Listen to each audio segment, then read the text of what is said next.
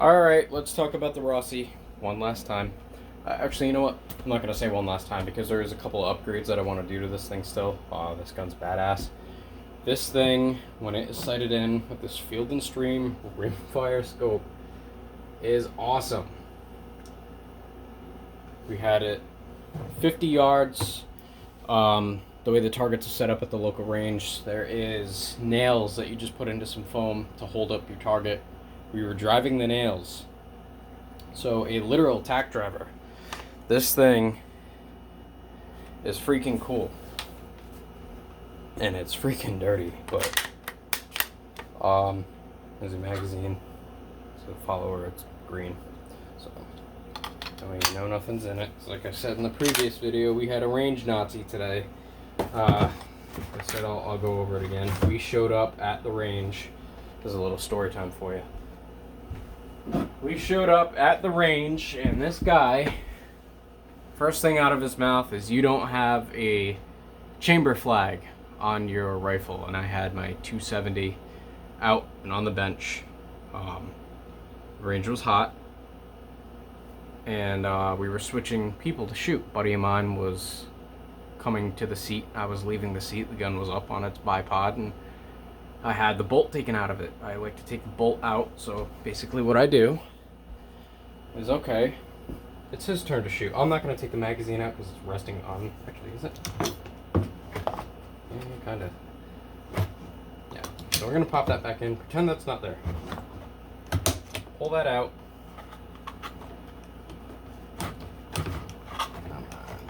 There we go. I pull the bolt all the way out. Now the bolt is out of the gun. The magazine is also out of the gun. I am getting up from the seat as he is getting into the seat because there's a little bench there that you shoot off of. This person had come up to me and said, "You need to have a chamber flag in that gun." I said, "The bolt is out of the gun and we are switching shooters. The range is not cold. The range is still hot." So the range master eventually showed up and told the guy to essentially fuck off, which was good because that was entertaining to watch. We continued our day, and I had the first malfunction of the 22. I'm very surprised. I'm a little bit disappointed, but that's okay because it's a 22. Excuse me. 22 Stingers, CCI Stingers. If you have not seen them, they are a little bit longer than a 22 long rifle. They have a way about them of being a very, very hot 22 long rifle. I think they are the hottest. I had a stuck case. It got stuck in the chamber. It would not come out.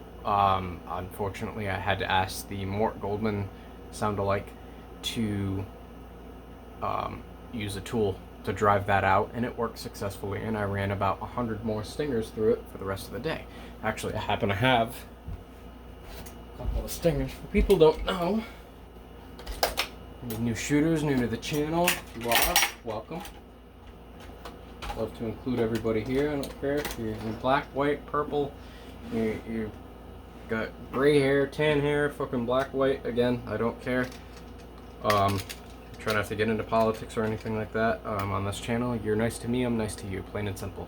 We don't have to get into politics or anything like that. Try to keep away from that. So that is a 22 Stinger. These are what they look like. Coming out 1640 feet per second. They are hot little shits. Which makes it sound like I called them diarrhea. So they're not diarrhea, but they're close. They're close. We were shooting these too. Super Calibris. Everybody thought we were getting primer strikes and nothing else, and they were very surprised when we actually hit the target. So, but yeah, we had a stuck chamber or stuck case in the chamber, and that's the first malfunction that I've had of this. I think I'm up around 2,000 rounds. If I'm not up over 2,000 rounds, I'm damn close. I use this gun a lot. We have a private range that we go to that's friend of the family owned, and it's away from houses, and it's legal to be at. And we bring our 22s and smaller stuff out there and just plink away, and there's a big concrete barrier background, so it's safe. So I don't like to film back there because it is private property. I don't want to give anybody who may live near us ideas. So I may consider it in the future. I may not. Sometimes going out there and blowing up pumpkins and stuff, you know, is doing the work of the devil as far as some people are considered. You know, they don't like to see that kind of stuff, and they might complain if they recognize the property. So we want to keep it fun, keep it safe, have a good time. But yeah, so I tried to pry that case out with the Kershaw Leak pocket knife that I have. It would not come out. I tried to pry it out with the orange peeler on my Gerber Dime Mini multi-tool. Still would not come out. Like I said, I had to ask Mr. Mort Goldman for a rod to fit down the barrel to knock that out, and must have just been one round, you know, double charged, loaded a little too hot, whatever, but the gun ate it and hasn't given me any problems. I am very, very surprised at the accuracy of this, even with a hot barrel. Talking too hot to touch. Smoke coming off of it, everything. Probably the hottest I've ever gotten a 22. This thing is awesome. If you want to spend $168, that's what the MSRP is on these right now. I spent $129. Like I said, everything's gone up in price since the whole beer flu thing.